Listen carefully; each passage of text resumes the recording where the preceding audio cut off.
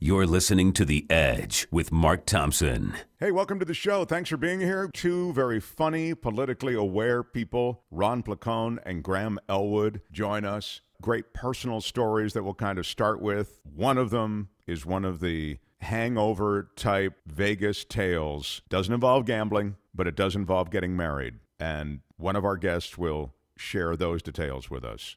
Also, Graham's story of having his home foreclosed upon during the Obama administration. And this is not a party-specific thing. As you know, we've noted on this show before the fact that Wall Street runs strongly through both parties. And it was actually under the Democrats that Graham's home became vulnerable to this predatory banking scheme. And it's just that, a scheme. Then we get into a discussion of progressive politics on the road. You'll really enjoy this episode. Michael Shore is on assignment. We tried to actually hold off publishing this episode so we could get him in, but I'm afraid we just can't wait any longer. We've really put this episode off for a while. He will be with us soon. Thank you for your support. Thank you for your subscriptions. Thank you for sharing this. Thank you for 5-star reviews on iTunes. Thank you for going through our website if you're going to shop on Amazon. You don't have to shop on Amazon, but if you're going to anyway, why not go through edge-show.com, click on any one of the Amazon links. We get a little piece of whatever you spend. Same Amazon to you. Doesn't cost you a thing, but they spin off a little something to us based on the fact that you went through our site. I know it's a bit inconvenient, but it's a great way to support our show. If you need to reach us for any reason, it's edgewithmarkthompson@gmail.com. All the ways you support us, very much appreciated. Those are the preliminaries. Let's get started. This is The Edge. The advantage, it means. They look, I just spit on me for no reason. That's horrible. Is there some comfort in uncertainty, do you think? You're a degenerate. Because Australian Shepherds need action. Wow. Yeah. This is The Edge. That's a self-loathing term that I use for it. Oh, got it.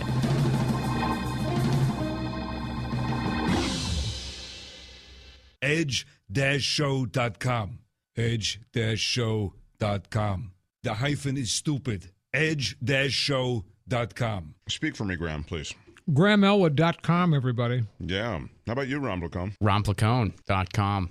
Oh. Also. No. I guess that explains why I couldn't get RonPlacone.com. You already have it. Uh-oh. Grabbed it. Yep. Nice. What kind of money would you let RonPlacone.com go for? Let's say if I really wanted, I go, hey, listen, I'm going to give you $1,000 for that. I'd want more than that. Okay. So now $5,000. $5,000? Yeah. Take it. Yeah, it could be yours for $5,000. Yeah, I would. So I'm now sure we're talking. ronplacone.info is available. So $2,000, would you take it? Would I take? The floor is 4. All right. Floor is 4. Well, everybody listening, if you want to buy ronplacone.com out from under Ron, $4,000 will get it done. Welcome to the show. Two of my favorite people in this weird podcast universe that brings you in contact with people you never otherwise would meet. Ron Placone and Graham Elwood. Yes. Hello. Hello. Mm-hmm. Now, first we'll hear from Ron. He of the website ronplacone.com, which can be yours for $4,000. Why not? I mean, I didn't know that was open to anybody. I was speaking more just for you, Mark. Oh, I see. For you, I get a friends and family rate? Totally. I see. Totally. The hoi polloi, I don't know. I see. Case by case basis. Well, there you go. So make an offer. And Graham Elwood from GrahamElwood.com. The overlapping of the Jimmy Dore universe and your universes, I would think, elevated you to a degree of popularity and maybe just made your voices amplified in ways that you might not have thought they'd be before you met Jimmy. Is that fair to say? Yeah. I would say that for sure. I mean, I've known Jimmy for a long time. We both started comedy in Chicago like 20-some years ago. But getting into a little less than almost 2 years ago, being on his show, post-election and his, how his political show has really taken off. I hadn't seen Jimmy in a couple of years, and I just thought he was still sort of just talking comedy and politics or whatever. And he's like, yeah, come on my YouTube show. And I'm in his garage that he had decked out, and he's got this fancy studio. And I was like, wow. And well, and then you see the numbers of people and the reaction, and then you really say, wow. Yeah, then you go, this is amazing. And he goes, and I told my story of, having to, foreclose on my home, and it was mainly because of Obama.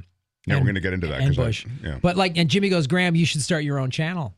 you should start doing this. And you got a lot to say and people want to hear the truth and they resonate with authenticity. And I was like, let's do it. So I started doing Political Vigilante and working on Jimmy's show more. And that's where I met Ron when he started working with Jimmy. And it's been really awesome. And that's when we decided to like do this progressive comedy tour. Yeah, the progressive comedy tour is coming up and we'll give you the dates, but it seems as though you're always on that tour in one form or another. Sometimes it's closer to California. Sometimes it's more wide reaching. And yeah, I mean, and it's been really cool. Like both Graham and myself have different things that keep us close to LA for a lot of times. So we decided early on it was easier for us to kind of do it one chunk at a time and take a lot of small trips versus like, hey, we're just going to be on the road for 4 months. I mean, I was a road comic for a while. I lived in my car for a bit. There's certain parts of those days I love, but I'm glad I don't need to revisit that. What were the parts of those days when you're living in your car that you look back on and go, oh, that was fun? It was just kind of cool, like going gig to gig and just sort of, and for me, it was like, you know how there's always that one person that you went to high school or college with that like knows what everybody else is up to and then is the news giver to everybody else. I just by logistics became that guy because I'd be driving around all the time and I'd be like, oh, I have a couple off days in Arlington, Virginia. My old buddy so-and-so lives there. I'm going to go visit him. Oh, that's cool. And that was really cool for a while. And then eventually it got to, oh, I don't have an address. This is, it's time to go to LA and try to do something for real. And, Well, it's worked out. I mean, again, regularly I see you with Jimmy Dore, but you also do your own thing on your own channel and you do a daily report. Get your news on with Ron. Ron. So we'll talk more about news and stuff, but you guys are sort of interesting. And Graham, I remember speaking to you at a New Year's Eve party, and I want to get to the foreclosure because it's really powerful and it really reflects a narrative that many can relate to. So we'll get to that in a second. But if you wouldn't mind, and I hope this doesn't put you on the spot, but will you tell the story? And I don't even remember all the specifics, but I remember there was some weird thing like where you met your first wife. Isn't your first wife like a stripper or something? You met her in a strip club? Is that right? Before we get into the hard-hitting progressive politics, Graham, tell the time you got drunk and married a stripper in Vegas. Tell that story. Come on, that's the greatest You gotta ease people in, If that were my story, it's the only story I would tell. I tell it over and over. This is the appetizer to capitalism is failing. You were a different person then, Graham. Yes, I was. I was host. You got to get them to trust you and win them over first. So first you go, I got drunk and married a stripper. Then you go, time for a revolution. Exactly. Yes. So this is I guess it does all weave into my bizarro life. But I was I've been a stand-up comic since I was 18, and I came to LA. And after about 4 years of just grinding it out in LA, I got a break. I got a show. I was hosting the game show Strip Poker. Oh yeah, I remember that show. It was on. Was that Playboy? It was on USA Network. I wish it was on Playboy. They would have got naked, but instead, so it was USA Network. So it was just like multiple layers of lingerie. But still, it was kind of sexy. It was fun. I had a blast doing it. And it was 2 men versus 2 women. And then Jennifer Cole was my co-host. She was a great co-host. And we had a lot of fun. There was a lot of comedy writers that worked on the show. I mean, Norm Macdonald worked on the show. Kira Sultanovich worked on the show. Wow. It was a blast. It was so much fun to do. We shot like 5 and 6 episodes a day. It was such a great experience. We did 200 and I can't remember. Wow. We did a crazy one. We did 65.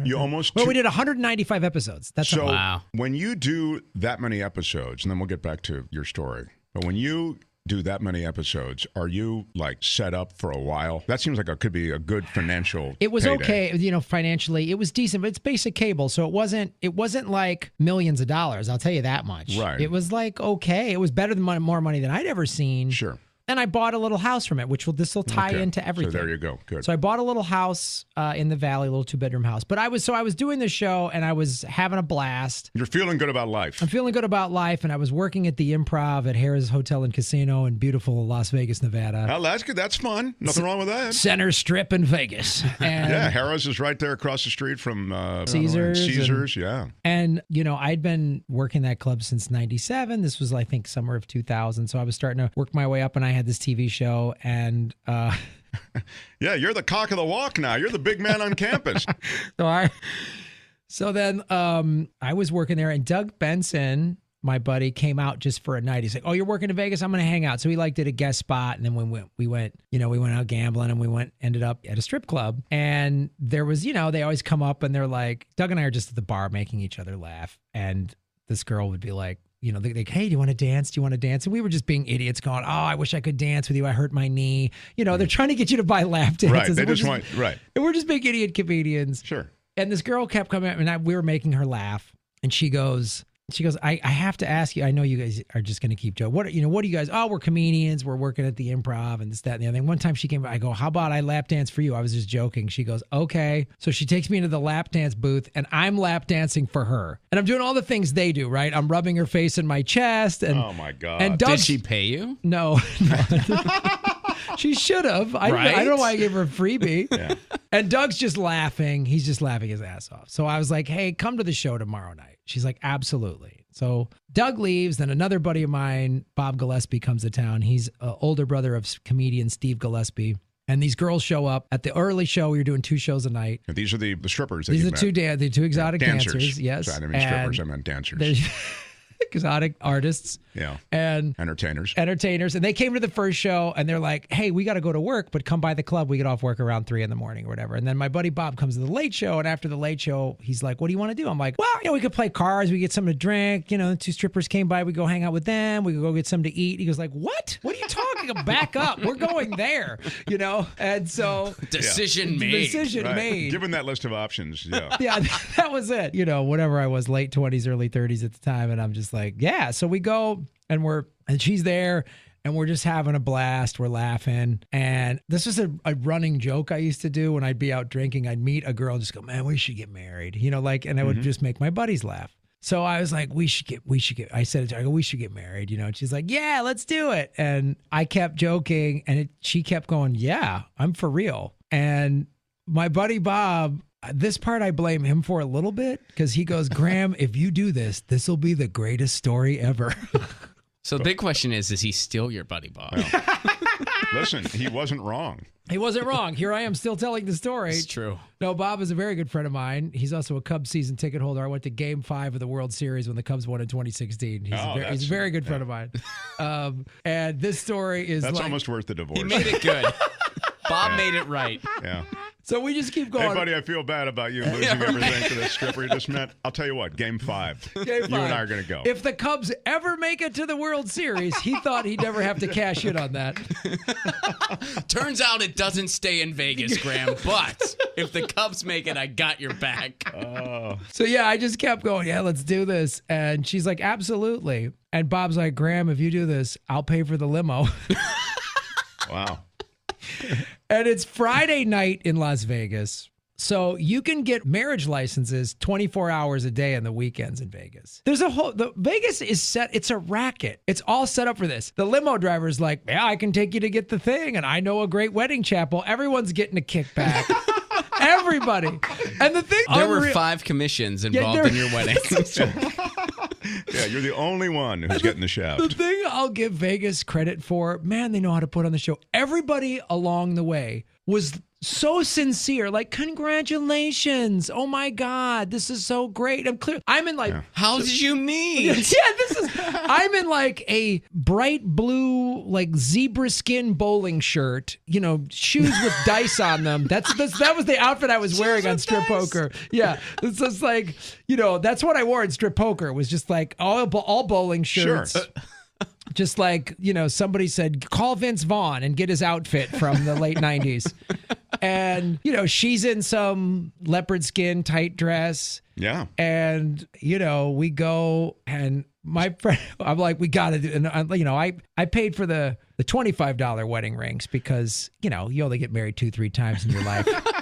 They do offer you these rings. They open this little box. Because my buddy got married there, and I watched it. You are taken through additional upselling of merchandise. And I paid for the rose and all that stuff. Yeah, and I got that, the deluxe package, which came with a VHS tape of the Is that available at GrahamElwood.com? Yeah, folks, copies of that. No, I have that in a vault that's never going to see the light of day. Okay. Unless it winds up on YouTube. Unless I put it on YouTube. Patrons only. So you got it's a Patreon. I'm going to make that a Patreon tier. A paywall. So you buy the ring, you get the deluxe package. Yeah. You're with this girl and your buddies. There are 2 buddies who are with you. Just my one buddy and then her friend. So she was the maid of honor, and my friend Bob was the best man. Oh, that's nice. Any sparks between those two? No, I think they're just good friends. I think Okay. it was good. Well, by default, one of them caught the bouquet. So The other one. But then you go through the ceremony. go through the ceremony, and then I wake up the next morning and I go, "Oh my God!" And where did you go back to your hotel room? Yes. Not to be too personal, but so you consummate the. Well, if you're asking me if I made love to my wife on our wedding night, Of Mark, course, yes. yeah. And I'm sure it was a beautiful thing, but not so beautiful that the next day you didn't do what? Go, oh my God, what have I done? I just came into this money from this TV show. What am I doing? What am I doing? And I call a buddy and leave a message, and I'm like, oh my God, what am I doing? I find out later he knows Bob, calls Bob and goes, dude, that's so awesome. You let that happen. So everyone's conspiring. And He's like, Bob, I'm going to let you listen to the voicemail. It's hysterical. Elwood's in fear. He's hungover, and he slept in a leopard skin shirt. Don't you have the option of annulling something like that within the first 24 hours or something? Well, yes, you do. So like this, canceling a plane ticket in the first 24 hours? One of those things? Just like that. yeah, you just go on the app. I'm sure now they have an app. So I call and I say to her, and I go, hey, this is crazy. She's like, what do you mean? I go, come on, man. We just this is nuts. We just met, The next morning, she's not still there with you? She is still there with me, but she was like, when I was like, this was crazy, she was mad. Oh, I see. She wanted to stay married. So she left the scene. She left to go to friends, and then I call the lawyer who's like, let me guess, you were drinking. Yep. And he goes, here's what you have to do. You got to go to the Clark County clerk's office and file the annulment papers. If this were a movie, they'd say, and you've got to make it there before the other papers get there. Right? That builds the drama, right? Well, there is some more drama to this. Okay. So that I go there on Monday with her, and I finally, she's like, okay, yeah, I go, come on, we just met. Like, this, we got to get to know each other. Come on. So we file the papers on that Monday, and then it's a month of paperwork back and forth between Vegas, and then a judge in a month has to determine. Now, she could have said no. If both parties say we both want this annulled, more than likely the judge will grant it. The judge could still say, you know what? No, you guys got to go through divorce. But if one party says, I don't agree to the annulment, then you might have to go into divorce proceedings. Wow.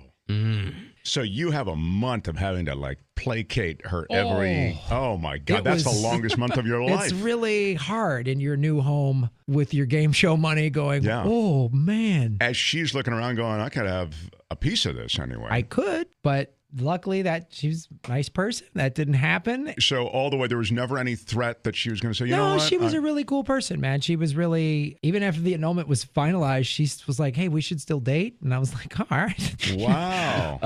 And, Did you give her anything for her time and her effort? Well, she has a fine story to tell, too. So. I mean, beyond the story, you didn't give her some walking around money? She was making good money. Yeah. So the answer is no. So you both guys,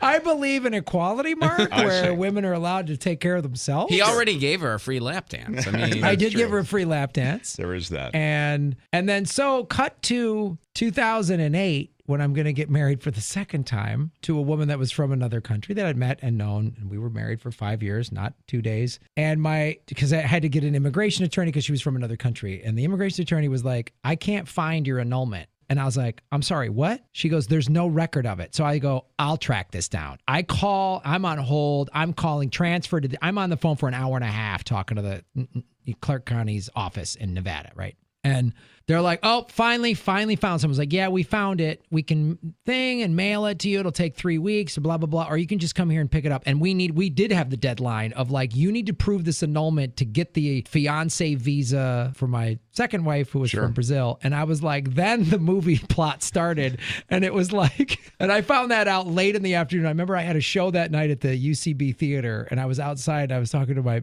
my friend Marsh and I go, hey man, I got to drive to Vegas tomorrow. And she's like, what? She goes, I'm in. So we drove to Vegas and I had a NASCAR shirt on. We drove there, got the paperwork, waited in line, then went and gambled a little bit, hung out by the pool and drove back. And I go, I bet you I'm not the first guy getting annulment papers in a NASCAR shirt. I think that's the official uniform, actually.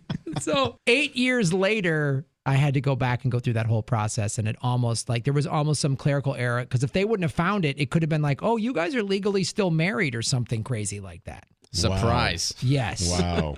And then that marriage lasted for how long? 5 years. Okay, so you have this house that you settled in. Ron, you know the story, but it's I love when Graham regales us with these stories. Oh, yeah. You know, he's lived life. I have lived life. I've been shot at in war zones. I've married exotic dancers, and I have gone through the crushing experience of losing your home in the Great Recession. Yeah, and this is really... And it's not even Friday yet.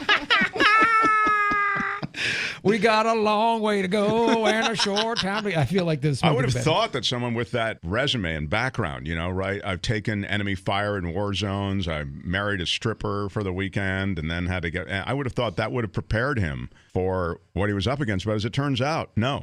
The power of the American economy was able to bring you to your knees. And it's really pretty gross because it's something that a lot of people experience. So set the time period for us when you have this house. You love this house. I bought this house and in 2000, and by end of 2003, it had almost doubled in value. Because if you remember, the housing market was just going skyrocket. It doubled in value. It was in the valley. I sold it because I always wanted to live near the beach and found this condo that was 4 blocks from the beach in Santa Monica that was very undervalued. My realtor was like, dude, you got to jump on this. And I bought it. It's my dream place. 3-bedroom, 2.5 bath, patio. It was my dream place. I'm living 4 blocks from the beach. I'm like, this is it. And I had just gotten another game show, hosting the show Cram on the Game Show Network. So I was doing all right. I mean, everything was going well. There was a writer's strike in 2007 that killed a lot of game shows, and everything went to reality TV. The hosting, all I had was a host agent. I couldn't get agents and managers to represent me as a comedian. I'm sitcoms, comedies. I can do all this. I've done acting. They only viewed me as a host, and the only things I could audition for were these awful reality shows that I kind of really didn't want to do.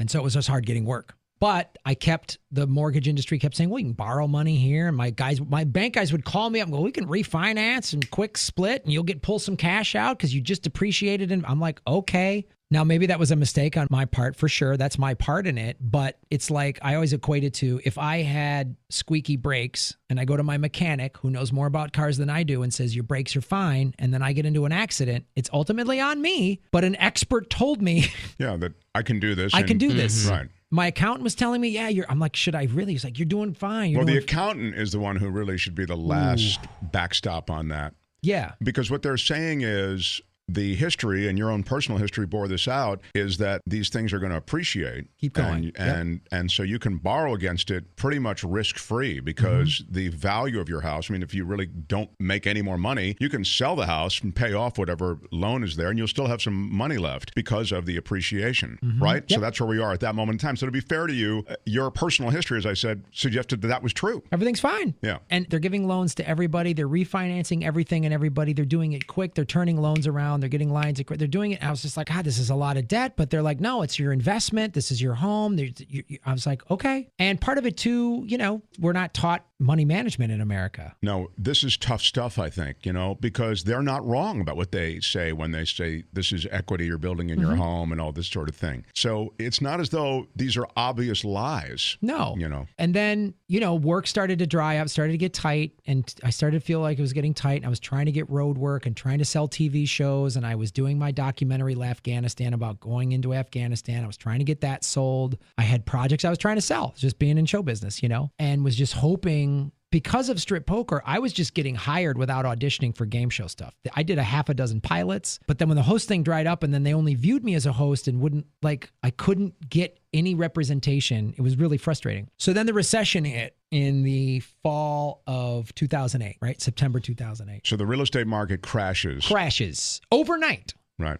And I lose, 40 to 50% of the value in my home. And it's like, oh man. And now, also as a stand-up comic, I always made a lot of money doing Christmas parties, especially when I was on TV hosting. These corporations would hire the game show guy to come down, and I'd make in one night, you could make what you could make in a week at a club or even a month. I mean, sometimes it's tens of thousands of dollars. It's a lot of money.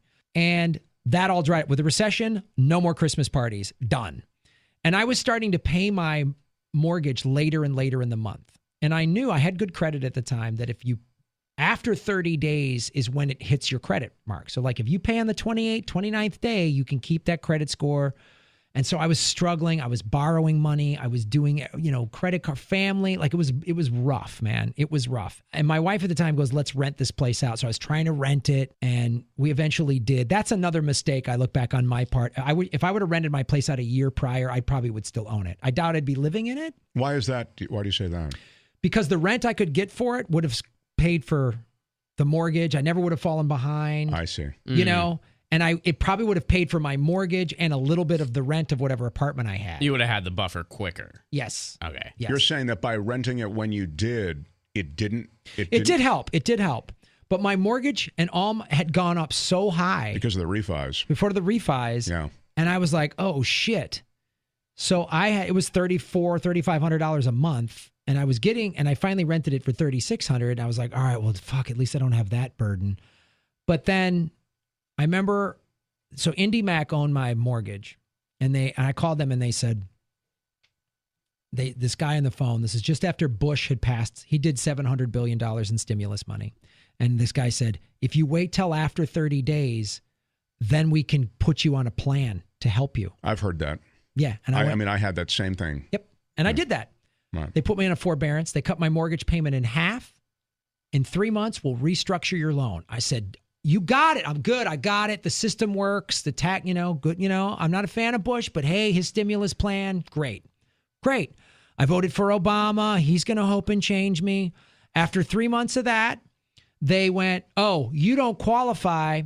Now you owe us 3 months you've only been making half payments for 3 months. So now you're 3 months behind on your mortgage. And I was like, what?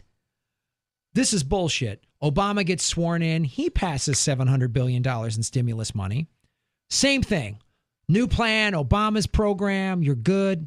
3-month program, cutting your mortgage payment. At this point, I'm still renting my place. So I'm like, I got that money coming in. I just need to restructure the loan. I'm not asking for a handout. Just restructure the thing. Same thing. After 3 months, oh, you don't qualify. Now you're 6 months behind. Now, what was it about your situation? I mean, I understand that they just make these claims you qualify or don't based on a lot of arbitrary things, but what were the things that they were saying either qualified you or in this case disqualified you for? Oh, whatever, income to blah, blah ratio and this, that, and the other thing. And I was like, I'm renting it out. I'm good. What I found out later, One West Bank bought my mortgage and a bunch of other mortgages for about 30% of the value. And my neighborhood...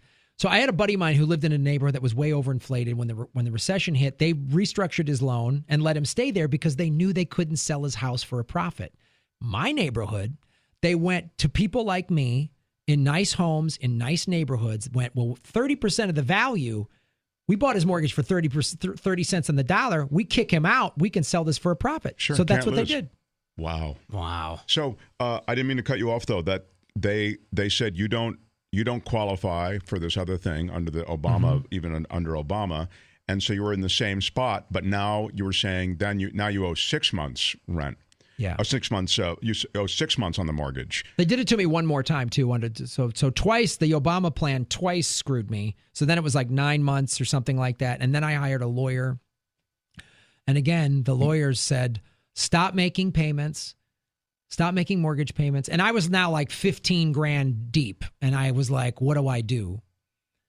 And I couldn't get that kind of help from anybody. And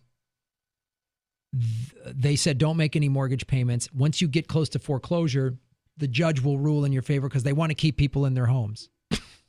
That was just a total. It wasn't so much. I'm sure he believed that. Was the lawyer believe that? The lawyer believed that prior to, after all this stuff, we found out this was all a scam. There was judges involved in this and all this stuff. So I'm sure that lawyer was not scamming me, but was like, my last 10, 15 years of doing this type of law, I know this will benefit you. But you're saying, well, the banks own everything, and it was a complete scam from day one. So the banks were deliberately forcing people out. So here's what One West did. They took taxpayer money to buy my mortgage for 30 cents on the dollar, sold it, kicked me out. The tax money was supposed to help people like me. And then they made a profit on it on top of the tax money that they had gotten. And 5.2 million people went through foreclosures as a result of this. Obama didn't prosecute anybody. Kamala Harris was Attorney General of the state of California when Steve Mnuchin, the head of One West Bank at the time, she could have prosecuted him and she didn't. That's why I have a show called Political Vigilante.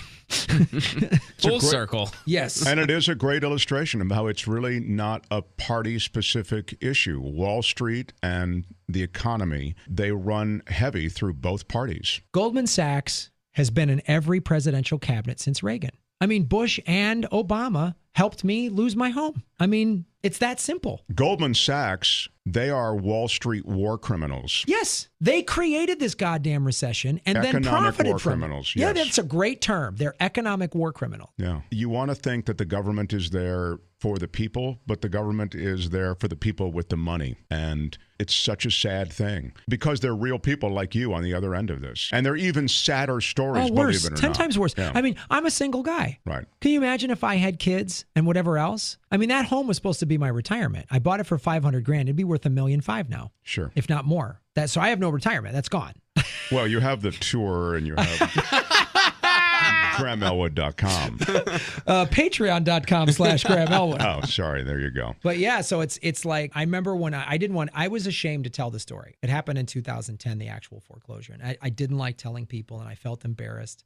And when I told it to Jimmy, he goes, you got to tell your story. And he would kind of force me to tell the story on his show numerous times. He'd go, now, Graham, and I remember being like, ugh, and it was hard and it brought up a lot of emotions. But then after, especially the live shows, when I do the live shows, people would come up to me and go, man, that happened to me. Or, and they were like, thank you for speaking up because no one is speaking up for us. And I had to kind of get over my shame and ego of that and some of the mistakes that I made. But like I made mistakes. There was a safety net in place that was then used as a scam. Yeah. And the whole system was set up to screw people over. And it was just like, and you watch Inside Job and they show you how it really went down, how many people got screwed over. And then the funny part about that at the end of the movie, they're like, yeah, but they've arrested everybody. They made all that change. Nope. And we're going to have another recession. Well, not only did they not arrest anybody, they made modest changes that now have been undone. So the exact same economic instruments that sold your mortgage out from under you, they are back in place. I mean, Obama passed Dodd-Frank, which is a Band-Aid on a shotgun wound. I mean, like, these guys should have been in jail. They should all be in federal prison. And they're not. We don't hold any of these corporate officers responsible for anything. None of them. It's as though these companies make decisions without any actual person making them. No, they can do whatever they want. We don't have a representative democracy. And it's like, this is why I do what I do. And I'm just like, I'm done. I'm done with the two parties. I blame the Democrats for Trump. I'm not cutting anyone any slack. I'm going after the truth. And I'm sorry, it's cost me some friendships. It's cost me some work, but it's also brought me into this progressive community of people that just want the truth. And that's what Ron and I have been doing. And it's been fantastic. Ron, what about that though? In essence, we have a two-party system. Mm-hmm. I mean, I wish it weren't that, but from a de facto political standpoint, in many states, really those are the only two viable options. And even nationally, those are the only two viable options. How do you handle that? Because, yeah, I mean, you're part of this progressive movement, and the desire is to find an alternative because the Democrats are as bad as the Republicans in some ways on certain things. Well, you know what? I was thinking about this analogy since we're in a sports-esque studio. I think when people make it out like the Democrats are really fighting the Republicans, that's the equivalent of sports commentators commenting on a Harlem Globetrotters game as if it's real. It's the exact same thing. And I mean, especially with what's going on today, you have this donor-first oriented politics. And for a long time, I've always been a left-leaning guy as long as I've been paying attention, since I was like 18. And I always thought, well, the Democrats are a more incremental way to get the type of country I want. And slowly over the years, it's been proven to me that's not really the case. They're actually opposed to a lot of the ideas that I'm for. So are the Republicans, and the Republicans are even worse. But, I don't have anything representing me. So then you wonder, well, gee, I guess maybe not many people feel the way I do. And I felt that way for a while. I guess most people don't see things the way I do. Then in 2016, there was this dude named Bernie Sanders that was in the right place at the right time. And he showed people like me, actually, there's more of you than anybody else. This system just doesn't represent you. It represents an elite few, the 1%, another term that got coined over the years, and it doesn't represent anybody else, and it's set up that way. So, there's a lot of different things that people are trying right now. One of them is Dem entering, trying to take over the Democratic Party. Well, I get excited when progressives win, regardless of what's next to their name. I do get excited. I think it's a good thing. I'm a little weary of that process overall because I think there are so many things set up in place on purpose to prevent that from happening. And that's I'm kind of hinting at that when I say these are two parties that are kissing cousins, right? Even Bernie Sanders, who you mentioned, he had to run right on the Democratic side because he was an independent. Exactly, right. even though he's a registered independent. So I think you're right. The system limits options. So in a way, if you don't board the Democrat train and try to change the route, I don't know what other train is viable right now. Right now, there really isn't. And hey, I mean, I showed up during the Convergence conference to try to get Bernie Sanders to start a third party. I came to D.C. to plead with the guy, right? He didn't accept the signatures. He was elsewhere. But, I showed up for that because I thought this is an opportunity. This is a real opportunity, not to have a third party, but to have a second one.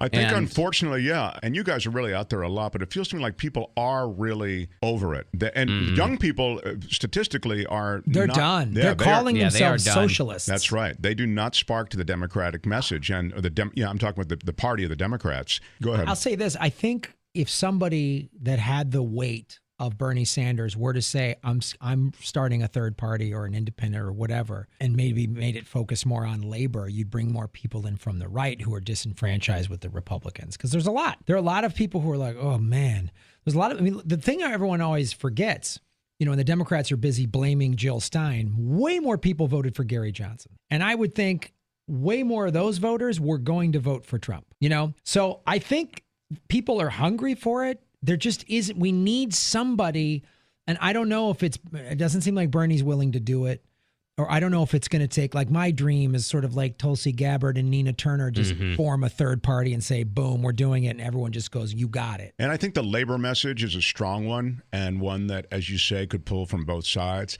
One of the things that's happened on the Democrat side of things is that they are the culture wars, which they are associated with, LGBTQ rights, and from that go all environmental concerns, these kinds of things. But culturally, they've wrapped their arms around these issues that do tend to separate America. Should they? No, but they do. That's where the two parties aren't the same. And I think oftentimes we get caught up because me too. I mean, as I've just said, the Democrats are the party of Wall Street and the Republicans are the party of Wall Street. Both are the parties of war, and you can go on. Big pharmaceutical companies. Big pharma, thank you. But when it comes to these issues concerning day-to-day life for the gay community, for the minority community, the two parties are not the same. And even women's reproductive issues. Sure. And so sometimes we do a reducto on that, and I think it's not fair to the real differences that are out there. Yes, those differences are out there. I was happy when Obama passed the Gay Marriage Act. I was really happy when he did that. And then I was repulsed when he took us from 2 wars to 7. And I think those handful of social issues are by design to keep people tricked into thinking that these parties are different. Because it's like you say, right-leaning people, I'm against war. I don't want to do war for oil. But you tell me the Democrats are going to take my gun, so I got to vote Republican. I think it's by design to keep us in this professional wrestling mirage that these two parties are different. You know what I mean? Because they're, yes, on those social issues, but that's the problem I have with the Democratic Party. They sell us out on all these other things and then say, and they make the Republican Party has gone so far right, the Democratic Party goes right. So then this is how the Democratic pitches it to us, people on the left. We're your only hope. Yeah, we're not as bad as those guys. We're not as bad as those guys. What I think it is they're counting on people not seeing the connections. And today's left is starting to see the connection. What I mean by that, yes, everybody agrees that, of course, LGBTQ rights are very important. Of course, we're nowhere. We have so far to go when it comes to racism and sexism and homophobia and all that. And those are, of course, incredibly important issues. But we're seeing the connection between that and the economic injustices that are hurting these communities even more.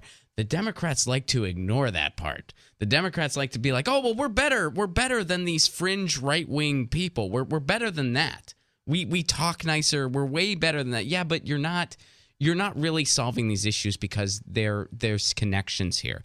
There's connections between economic injustice and racism, and economic injustice and sexism, and all that. And today's left is starting to make those connections. That's why people are comparing today's left more towards more to the 30s and 40s and the rise of labor. And it's not because we don't care about social issues. Of course we do.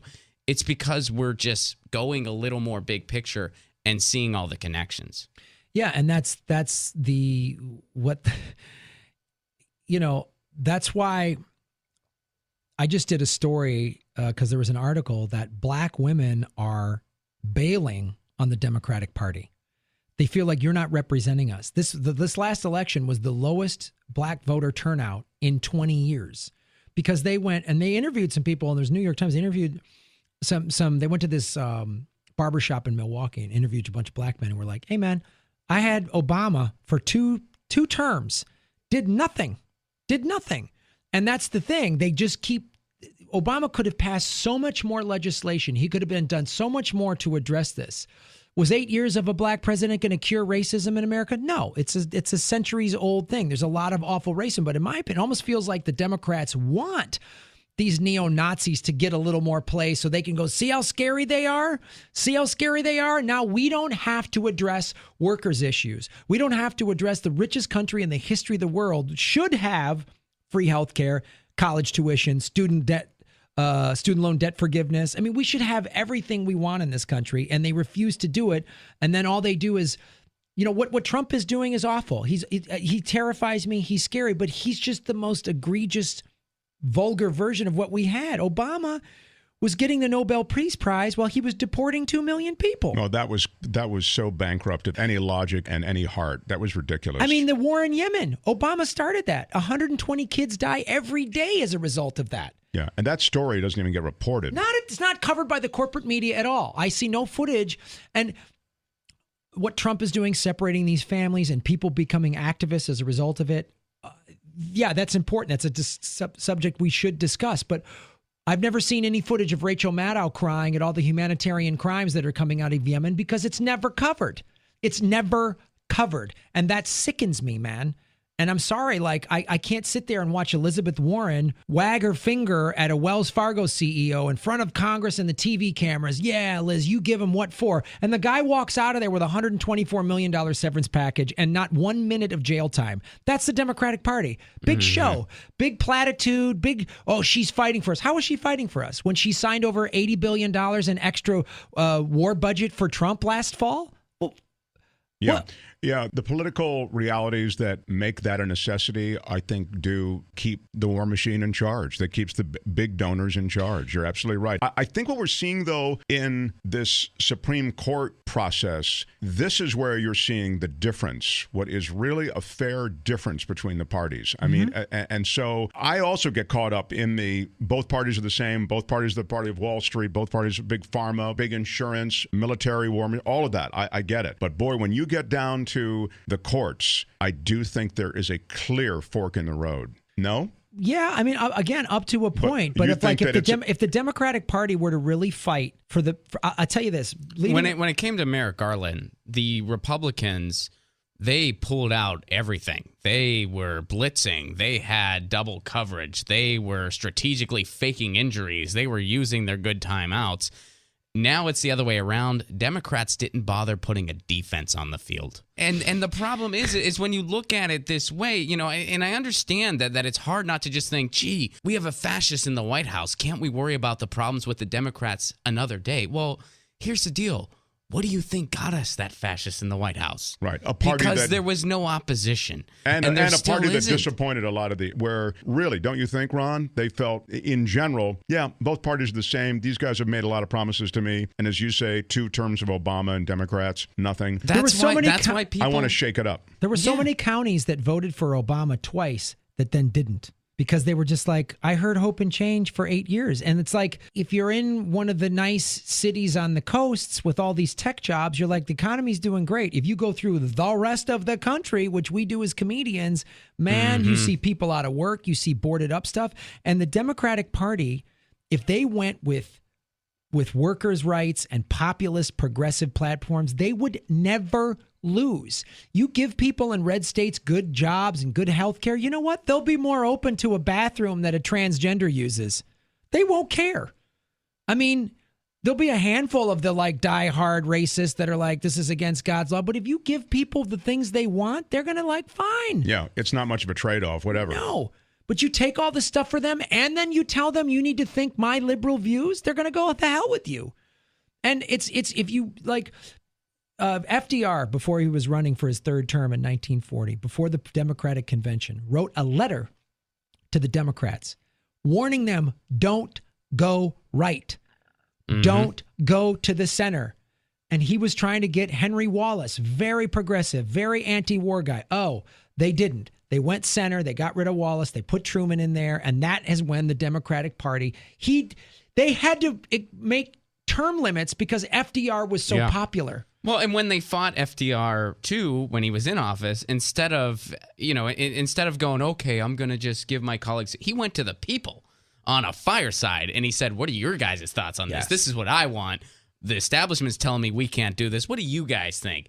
They let them know what they thought. Yep. That was like getting your news on with Ron, but it was back in FDR's time. Wow. Just thought of that. FDR was the original Ron Placone. Yeah. Wow. He just needed a guitar. You know, you've seen Ron with a guitar occasionally? Yeah. No, but you're absolutely right. He took his message to the people. He was one of the first communicators that way. And when people say Bernie never would have won, bull. He would have won. And I had one friend of mine go, well, he wouldn't have got anything done. So the system we have right now is working so great. Yeah. And you know what Bernie would have done? He would have done what FDR did. He would have gone, guys, Congress and the Senate aren't letting me pass any of the things that are going to help you. And guess what? In 2018, everyone would go, bye, and get him out of there. Exactly. And I mean, look, a fake populist won. Yeah. So a real populist could have also won. Yeah. You know, I mean, people... Yeah, that populist rhetoric really is what carried the day. Yeah, Trump, and that's what did it for him. It was lies. It was all lies for Trump. But it did it because, you know, people across the country, you know, again, they were getting crushed by 40 years of neoliberal nonsense. And they were like, well, this guy's making these promises. Maybe he's good on them. And what did the other side do? Instead of saying, here's a real jobs program, they said, you're a deplorable.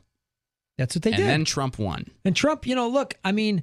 I watched Trump. I was like, I don't believe a word this guy is saying, but I get, you know, one of the other things everyone seems to forget, he blew up the Republican Party, blew it up, and he blew it up with anti-interventionist talk. He talked about, I mean, he was going after Obama. Why are we in Afghanistan? Why are we bombing Syria? Now, the minute he got into the office, the military-industrial complex said, hey, guess what? This is the rules now. That's right. And so he turned on all of his populist ideas. But Ron makes a great point. He won on a populist platform. It was right-leaning. It was racist.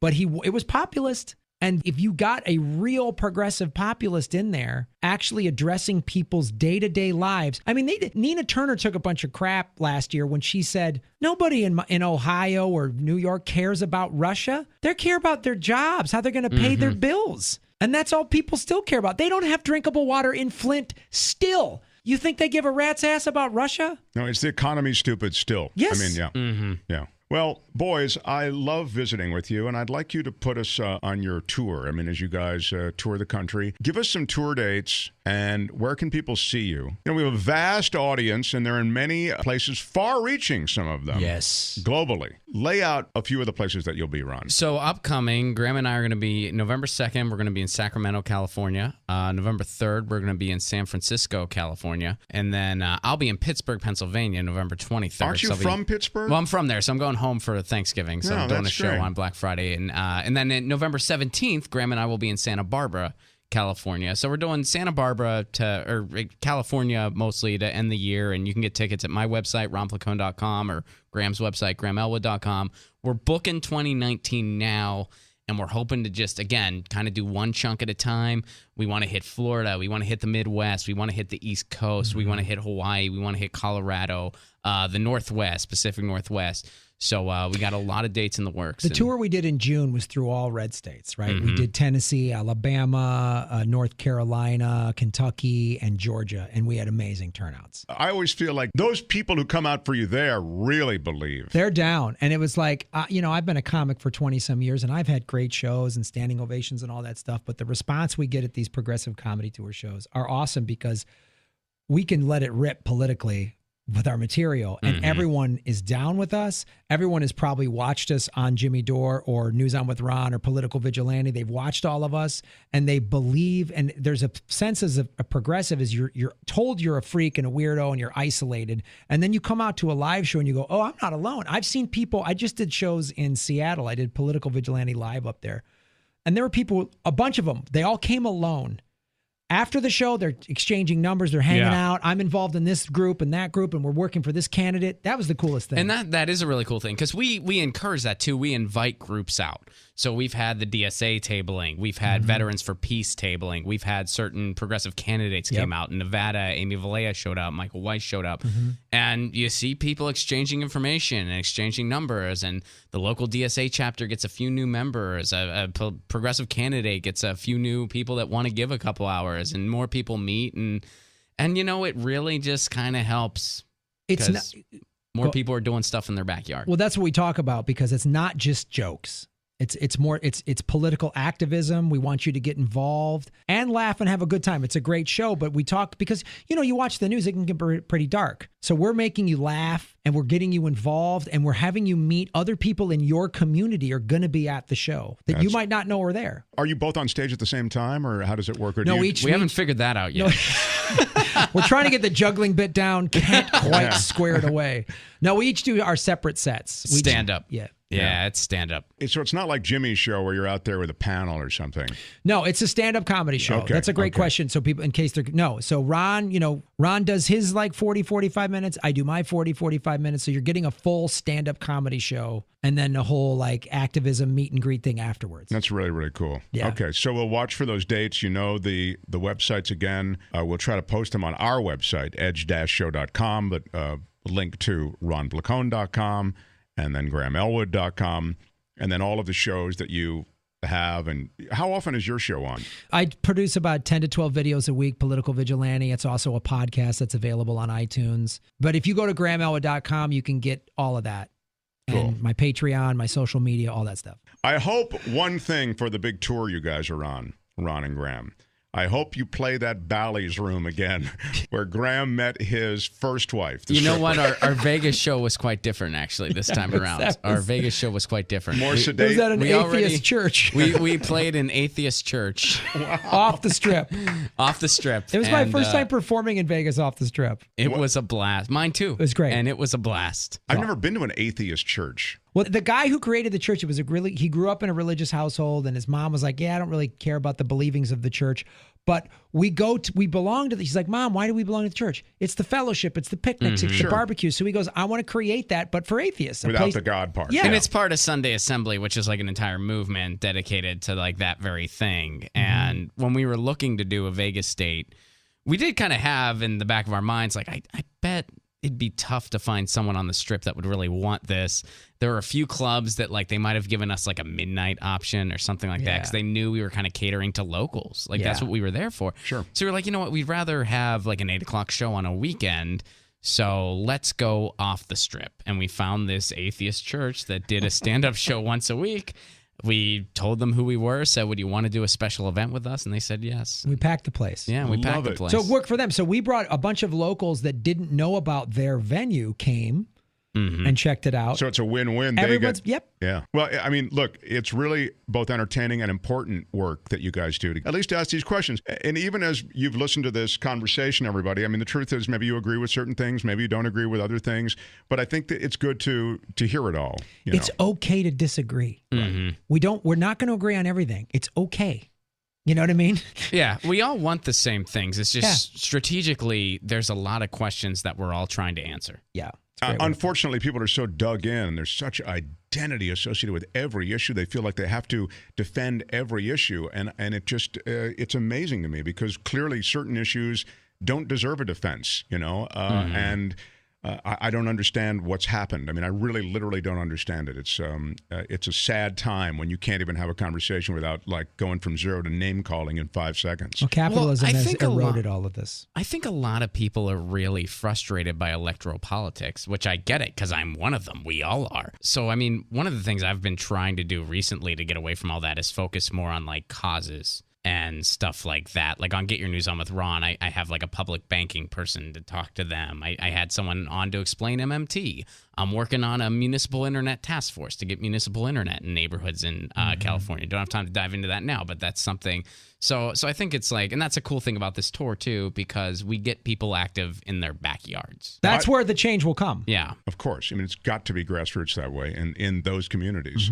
I mean, those communities that are oftentimes disenfranchised too. And you're in states that are changing. That's what when I listen to where you're going and listen to what communities you're hitting, they're changing, you know. Yeah. So anyway, guys, thank you. Please come back again. Thanks. Graham Elwood, Ron Placone. Hope you enjoyed Ron and Graham wherever you're listening. If you're on YouTube, if you're on iTunes, Stitcher, iHeartRadio, however and whenever you listen, we thank you for spending some time with us. Until next time, bye-bye. If you like The Edge, help us out by liking us on Facebook. Subscribe to The Edge with Mark Thompson on iTunes or on Stitcher. edge-show.com. edge-show.com. I want to thank you for all the ways that you support my friends on the Edge podcast. And if you haven't already, why don't you show your support and subscribe? What's the matter with you? Go to Edge Show. Oh, shit, it's Edge dash. What's with the dash? Stupid. All right, I want to thank you for all the ways that you support my friends on the Edge podcast. Show your support and leave something on their website, edge-show.com. Stupid. Why is there a dash? edge-show.com.